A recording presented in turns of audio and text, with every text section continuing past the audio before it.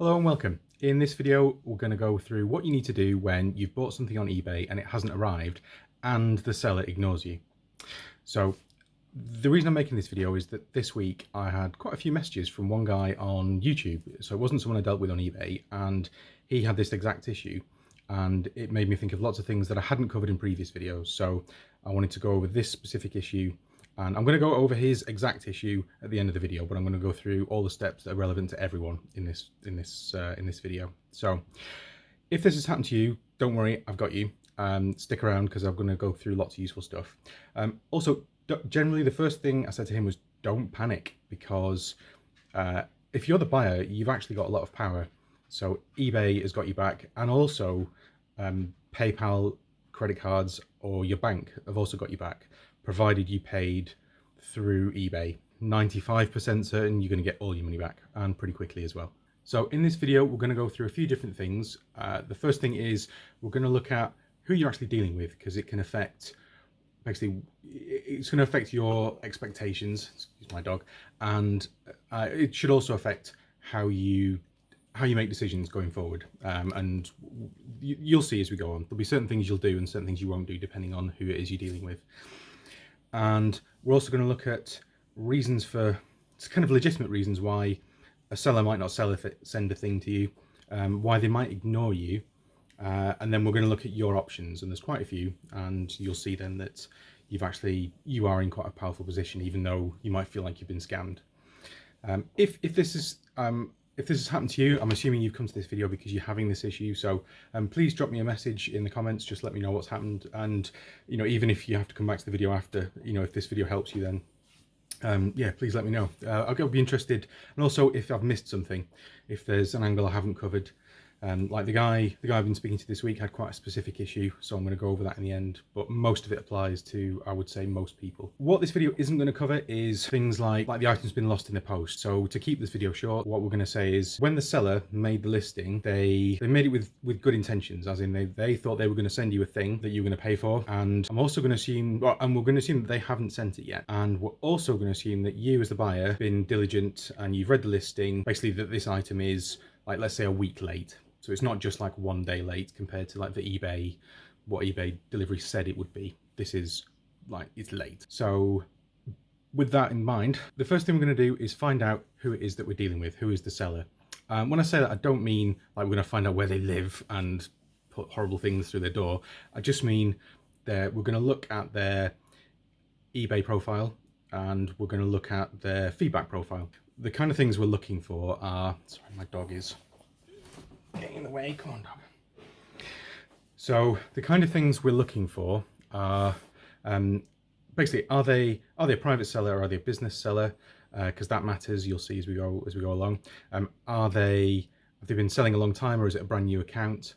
Are they what's their feedback score? Have they got I'd say under 100 or more than 10,000? If they have got negative feedback, this is where the feedback comes in really handy. If they've got negative or neutral feedback, go and have a read of it and see what it says, because what you might find is that other people have had the exact same issue you have.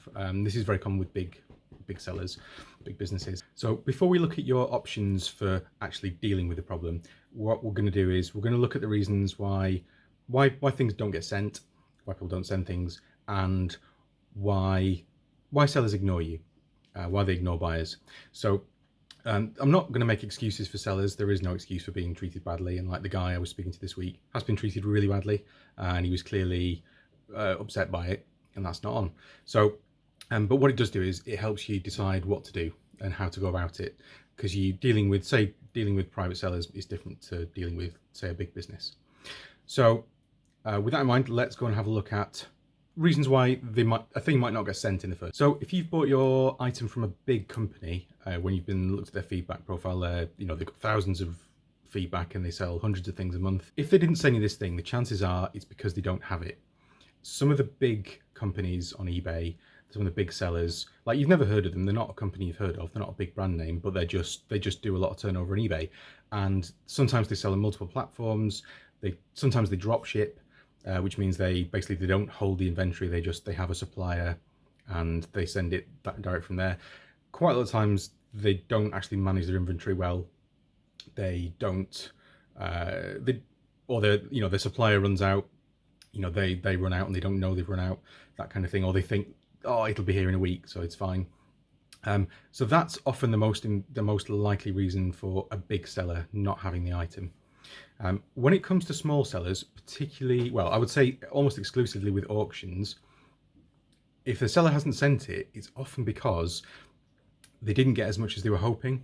And I've seen this a few times, and I've actually decided not to bid on things because I've seen feedback from other people saying things like, oh, I won this auction, I think it was for, was it collectible toys, there was one, or something like that. It was some kind of collectibles, and basically some guy had won the auction, and basically he'd been round in person to collect it, and the seller had like taken the best stuff out, which was really cheeky, because she'd been hoping for £30 and only got 20 or something, so sometimes people, if they don't get enough money for their thing in auction, sometimes they don't send it, and it is really sneaky, and I think you should just not set, just put a price, put it in buy it now if you're going to be like that. But I was worried that this had happened to me last week, and it didn't, and luckily, touch wood, and it's actually one of the best things I bought in a long time, but that's a different video. So other reasons are just things like I'd say I use the word disorganized, so you just put they are disorganized.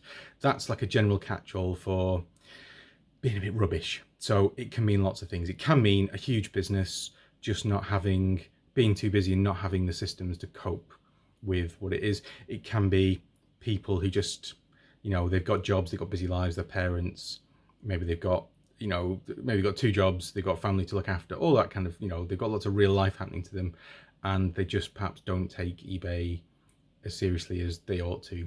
Occasionally you will get an issue, occasionally, and I suppose it comes under disorganization, where people will put a thing on sale and then they'll go on holiday. Like now I'm filming this, it's the end of July, all the schools are off, people go on holiday, and there is a feature for that on eBay, but if you forget to set it and you're going somewhere where if you've got a phone, then you can manage it, but not everyone. That's one possible option. Another thing is like more, I would say, regional and seasonal things. So at this time of year, not so much in the UK anymore, but you sometimes get regional shutdowns. So things like Chinese New Year, if you're buying something from China, you might find everything stops for 2 weeks. But lots of European countries as well will just have a shutdown for a month or for 2 weeks. But it's just something else to take into account. Like I said, these aren't excuses, so we're going to look at reasons for ignoring you, why sellers ignoring you. So, reasons that sellers ignore buyers. Now, as a buyer, being ignored is horrible. It's the not knowing. So maybe your item's on the way, maybe it's not, maybe it's never coming, that kind of thing. So it is really frustrating, and if you're here because of that, I totally understand. If you've looked at the feedback profile and you've got an idea of what kind of person you're dealing with, if it's a big company and they're ignoring you, there's a good chance that it's because they're too busy. Essentially, they get so many messages every day that either they can't, or they've decided not to answer most of those messages. So if you don't get an answer within, I would say, 48 hours of sending it, you're probably never going to get one, and it might even be like a business policy that they have, that they just don't reply to messages. And I would say with really big sellers on eBay, the sellers who have they've got massive shops, they might have like 50,000 different listings. Those kind of sellers, they sell thousands of things every month, and 98% of them probably go through without a problem. And they've done the maths, and it's actually cheaper for them to ignore people and get bad feedback and have a slightly lower rating than it is to pay someone to answer all the questions and deal with it. And I'm sure somewhere there's probably some business theory that says it should never be cheaper to do it badly, but I suspect it is, or I suspect that people believe it is, or the people who are running that business operate it that way. So essentially, if you're dealing with a big business, and you didn't get a reply after 48 hours, you're never going to get a reply. So take the next step, which we'll come on to in a minute in your options. If you're dealing with a private seller and a person, there's a good chance that it's more on the kind of, they're not very good at eBay, they're disorganized, or they're just pig ignorant. Quite often they see the message and they don't reply. Sometimes it's real life, sometimes they, I need to write things down, or I need to deal with them instantly or else I'll forget. I'm not one of these people who can just remember to do things. So a lot of the times, especially when it is a private seller, you might find there's other things that come into it. Sometimes it's not paid ignorance, sometimes it's a bit more malevolent. So they're again, we're going to assume they're not an actual scammer, but when you sell something on eBay, as long as it's not the first thing you've sold, like if you've been selling things for a while, then you get the money pretty quickly. If it's your first thing, the first thing you've ever sold, then eBay will hold the money for 21 days usually. But otherwise, you get paid out within 2 or 3 days. So if you sell something on a Monday, by Wednesday, that money's in your bank account. And if you're skint, you might have spent that money already. So let's say if you open a case against me as a seller, eBay places a hold on my account on funds. So if I make another sale, it doesn't go to me, it goes into this hold. The buyer can potentially ignore you for quite a while. We'll go onto that in a minute. But one reason they can ignore you is essentially it avoids, or it prolongs them keeping the money. So if they know they're going to get paid in a week's time and they can't afford to pay you now, then they won't give you the refund. So that can be one reason for it, which is a reason you should, act on it, which was we're going to go over that in the next section. Other options, again, which are a bit more malevolent. Sometimes it is just people being rubbish and they can't be bothered. They don't care. They're not just not motivated enough to do something about it, or they don't understand how eBay works and that it is actually really bad for them to do that if they want to keep selling on eBay. Sometimes I would say with bigger sellers, they'll ignore you and they probably know that maybe 20-30% of people won't do anything about it, especially if it's a cheap item. I would say I'd never assume that someone wouldn't do something, but then that's me and that's how I operate on eBay. So, but they're the sort of, I would say, the common reasons. And now you know all those things. Now you know who your buyer or who your seller is. Now you know what to do next, or you will do when we've been over it. Okay, so your options as a buyer then. This is essentially a list of the things going from the lightest thing to the kind of the nuclear option. But these are your options as a buyer. So the first thing, I'd be tempted to skip this step honestly, but what you could do is give them the benefit of the doubt. If they're a private seller, you could send them one more message, assuming that you have already sent them one message, and just say, look, I'm gonna, keep it polite, keep the emotions out of it, but just say, look, it's been a week, it's been 2 weeks, whatever it's been. I really wanted this thing, and I'd just like a refund now. Can you give me a refund now, please? Or tell me when it's coming. And just leave it at that, just something short. And let's say if you sent the last one at 8 in the morning, send this one at 5 p.m. or just send it at a different time, that kind of thing, just so there's a better chance of it catching that person when they're on their phone, essentially, if they use eBay on their phone. The next option is to go into eBay, into my eBay, and look at your purchases, and then there should be an option when you click on the item.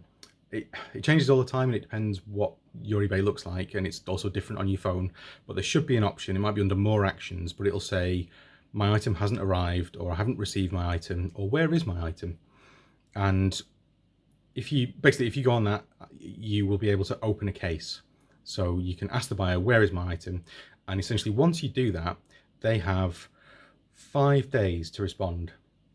However, their response doesn't have to be that helpful. So as a seller, because I had this a week or two ago, the options are issue them a refund, send them a message, update the tracking info, or you can just ignore it.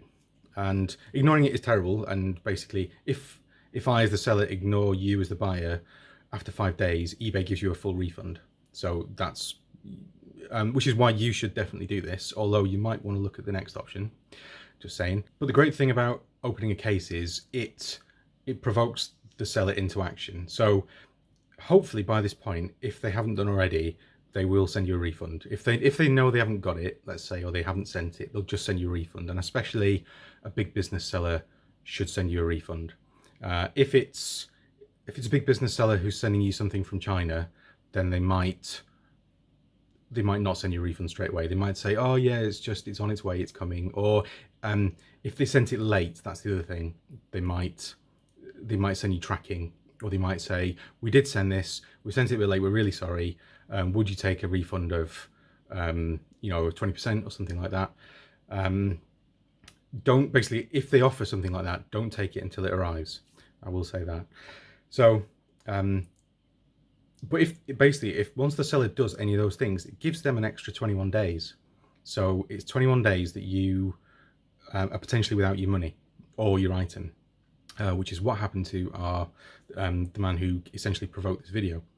So it is the proper option to take, and it will, if the eBay seller is a good eBay seller, they will just send you a refund in theory. However, it can potentially lead to you not getting your refund or your item for up to 3 more weeks, which is really frustrating, and that's what was upsetting the person who sent me the messages on YouTube this week. So the next option is a bit cheekier. It's not something I would suggest for everyone, but it is what I suggested to this chap. And that option is the item not as described case. So this is a bit cheeky and potentially dishonest. So I would never encourage anyone to be dishonest. However, if you've let's say you've ordered something and somewhere in the description it says, we will send this fast, this will be with you, you know, within 3 days or something like that, then you could legitimately use the item not as described, even though you haven't got it yet. And the special thing about the item not as described case is once you open that case, essentially, if you're not happy with it, then the buyer's only got 3 days to satisfy you. And if you're not happy after 3 days, basically eBay will intervene. And much to the bane of every seller, eBay nearly always sides with the buyer. So unless you look like a complete scammer in the way that you've operated and the way you've done things, then you're going to get your money back, and you'll get it back in 3 days. But I wouldn't use it if you've already opened an item not received case, because potentially then it is kind of dishonest, and you're saying, well, it's not arrived, but it has arrived and it's not what they said it was. It's like, well, it can't be both. Essentially, an item not as described case is it's a hands down win for a buyer. The other thing is, it is used by scammers sometimes, by scam buyers who want to scam honest sellers. So it's not something you should use lightly or often, but it is an option, and it's certainly what you should do. I think if you're being scammed, if you're being scammed, you should definitely do it.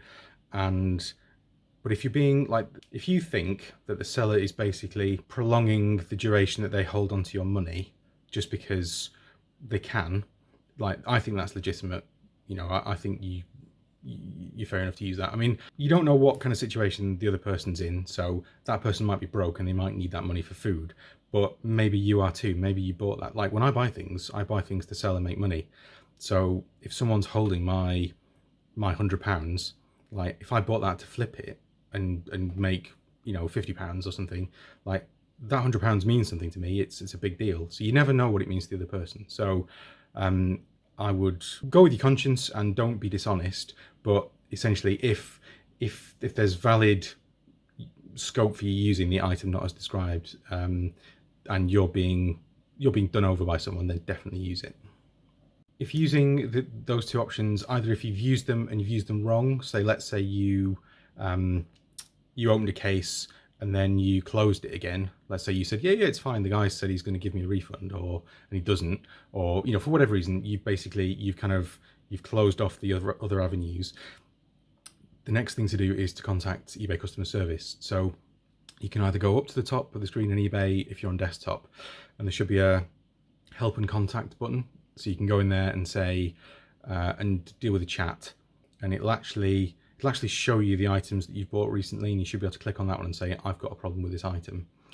And the AI chat isn't very good. If you just type in, I want a human, eventually you might get to chat to a human, or they might offer you a callback, which is what happened with me, and that was really good. What they might say, let's say if you've already opened a case, they might say, well, you've opened a case on this one and the buyer's got 21 days to see if this thing turns up, which isn't what you want.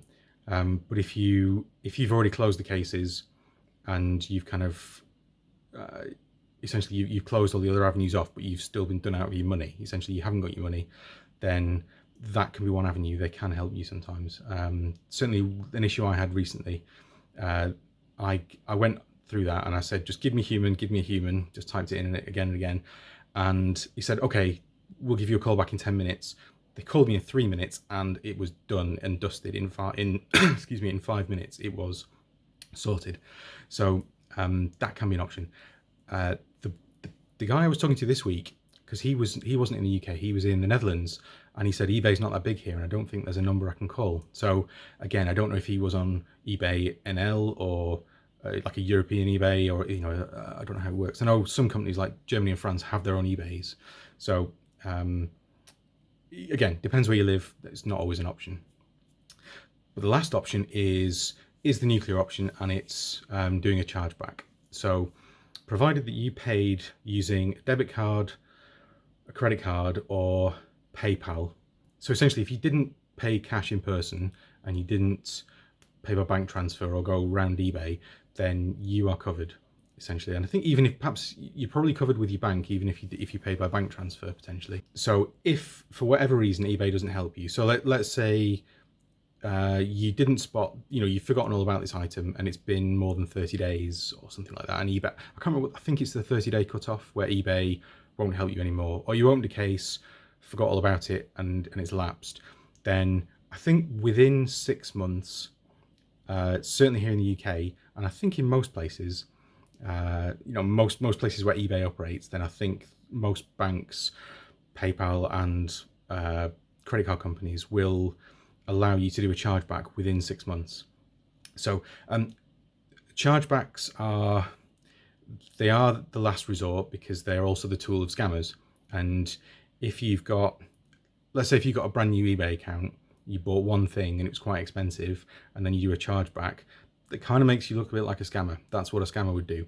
However, if you are going to do a chargeback, and potentially anyway, whichever route you go down, I would go into eBay, look at the messages you've sent and when you sent them, and screenshot them. Just get screenshots of everything, so you've got like a body of evidence, and then write it all down in maybe a notepad or something in Windows or whatever you use, and just say like, bought the thing this date, should have arrived this date, sent messages on this date and this date, opened a case on this date, didn't get anything.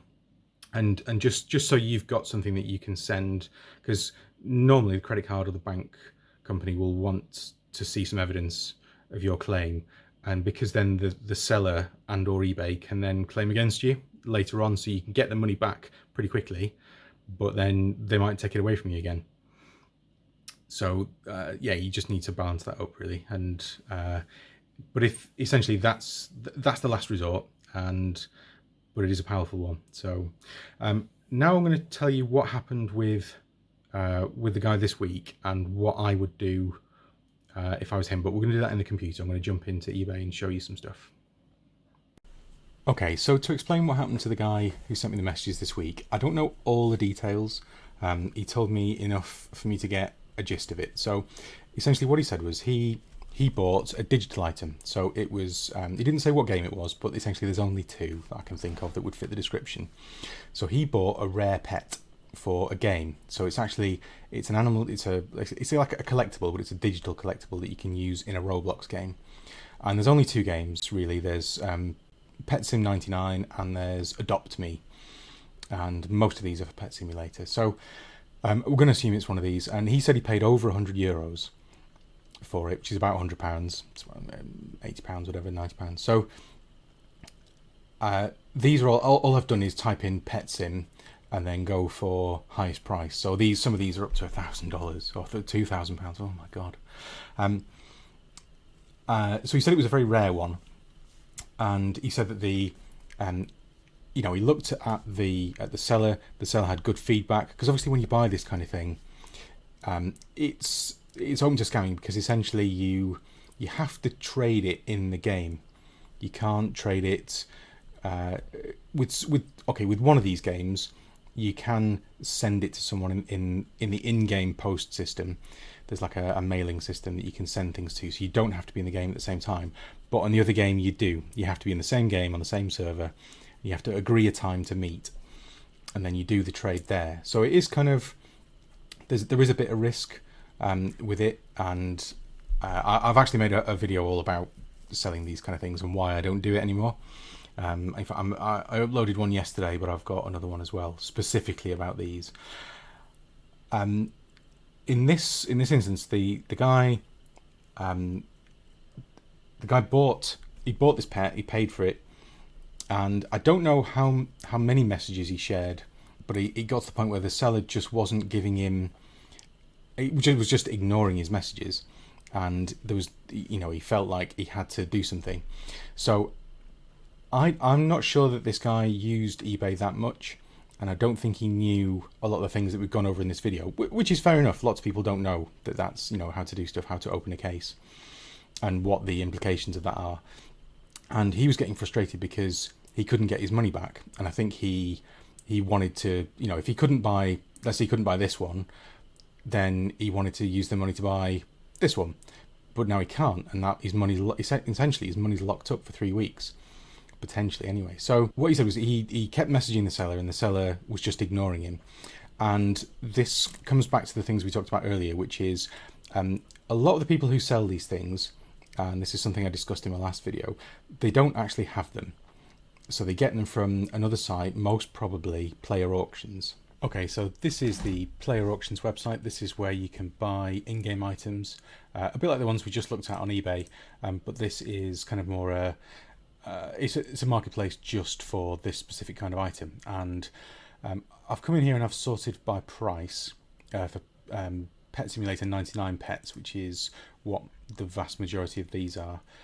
So if we just look here, let's have a look at the prices. I suspect what our buyer did was he went and found the thing that he wanted on here, and perhaps he googled it, and this was the first place, because certainly eBay has a much better reputation than this place, and it's a much bigger and older, more established site. So the chances of you finding the specific thing you want on here are, when you type it into Google, is probably higher, even if this has a bigger library of items. So and I think the person who sold it to him listed it because they saw it on here. So the kind of this is the high end. This is the kind of the most expensive ones you can buy. There's only a very small number of people willing to pay $500 for an in-game pet on a game that doesn't actually give you that much utility, really. It's kind of the only people who are really in the market for this are stupidly rich people and I would say YouTubers, that kind of thing. No one else is going to spend that kind of money on it. So the chances are you could list one of these and they're not going to move very fast. So the chances are, I think the seller has picked one of these, put a big markup on it and put it on eBay, albeit he's done it for €100 one, not a €500 one. And somebody, in the meantime, either the price has gone up on here or somebody's bought it. So I think what's then happened is, I think our buyer has gone, once the seller has stopped messaging him, I think he went into his eBay. I'm not going to go into mine because I don't want to show you the things I've been buying, and I don't actually think I bought anything recently anyway on this account. But essentially, he's gone into his my eBay and he said, "Where is my item?" And I think the seller might have responded and said, "Oh, I'll get it to you in, tomorrow," or something like that. It wouldn't take for it. Literally, all the seller would have to do is respond to that email, not very effectively. He wouldn't have to do very much. He could just send a reply, that kind of thing. And essentially, the seller now has to wait 3 weeks, and the buyer's got his money and has probably spent it. Although the seller has got his money, and the buyer will get it back eventually. But I think when the buyer went to eBay, maybe he went to the help or the chat, he certainly said he went to something and someone told him he had to wait until the middle of August. And I think that's because he probably replied last weekend, which was sort of middle to the end of July, and essentially because the seller responded, that's basically to his open item case, that's pushed it out for this extra 21 days. It is a tough one. The only thing he can do really, if he wants to get his money sooner, is, let's just say if we go into one of these, it'll probably say something like super fast delivery or something like that. Let's just say it was this one. I don't want to get anyone in trouble, or oh god, 95% positive. That's not great. Let's have a look. So if we come down here, average delivery time is 1 to 2 days. That's fair enough. So something like that. If someone says the average delivery time is 1 to 2 days, you might be able to say, well, it's not as described. That kind of thing. It's a bit, I don't really like doing that because it is a bit shady. I'm not saying it was this guy. I had no idea who this guy is. Just using this guy as an example. But that would be one option. I think because of what it is, because it's a rare pet. Essentially, if it was something say for £50 and it was like a, I don't know, or all right, let's say it was £100, but it was an Xbox One, let's say a games console. If you said you'd sold, you were going to sell the guy an Xbox One for £100 and it was broken, or you sold it to someone else on Facebook first, you could easily go somewhere else like eBay, and find another Xbox One, because there'd be hundreds of them everywhere. Or you could even go to like a cash converters in your town and buy one. You might lose a bit of money, but you get one pretty quick. Whereas these things are quite rare and unique, and as in, if I tried to find that exact one, see, that was a Titanic jelly dragon. That's a Titanic jelly cat. A Titanic shadow something. So that's what I mean. He probably wouldn't be able to give the guy the exact thing, and he'd already spent the money, and maybe he couldn't afford to give him the refund. So I suspect that's what's happened, and I think that's. If it was me and I was selling these kind of things, because I have looked at doing that, I have sold these pets before. I don't think I've sold a pet. I don't think I've drop shipped a pet, which is basically what he's doing. But I think I spent money on diamonds and then bought pets in the game with it and sold them on eBay. And basically, if you're going to do it, you wouldn't do it with £100 pet or a 300. Like, if I sold a pet that's this expensive, I would expect to get scammed. Basically, that's what I'm saying. So I think it's poor eBaymanship, let's call it. There you go, Titanic Shadow Griffin. We saw one of those, didn't we? Titanic Shadow Griffin, $200, £300. That's probably $350. I mean, it wouldn't surprise me if the person who's selling this, let's just check if they are the exact same person. Right, they're not. I suspect this person is just drop shipping. But if it was me, I wouldn't be doing it with this end, because I'd be doing it down at the £5 end. So I'd be going at the other end. These are all Titanic ones. So I'd be doing it at the cheap end. Basically, this is where I'd be doing it if I was going to do it at all, which I wouldn't, because the other thing is, something I mentioned in my other video is that people can report you and because eBay is fine with you selling digital in-game items, but the actual people who own the game aren't okay with it because they're losing out on the money. So if they see all this and they report you, or someone reports one of these items to eBay as an infringement of copyright, they can get taken down.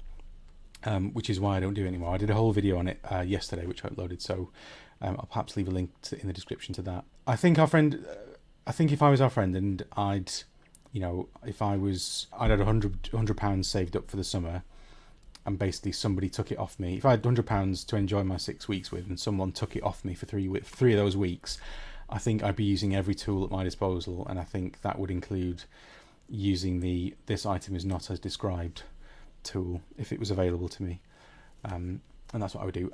Or potentially I would do a chargeback.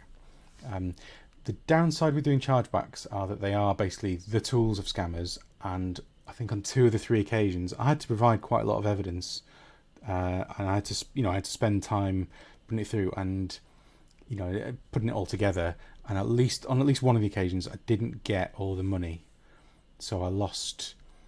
It was probably only about 5% of it.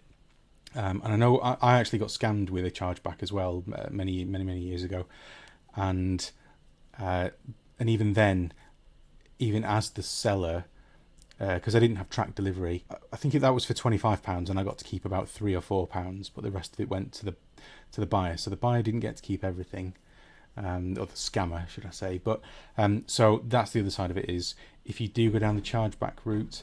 When I had to do it recently with my bank, because that was actually with a direct debit, I got the money back straight away.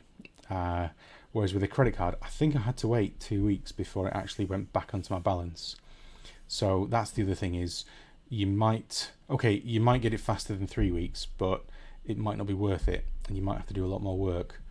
So you might get your money faster if you go through eBay. So that's my take on it.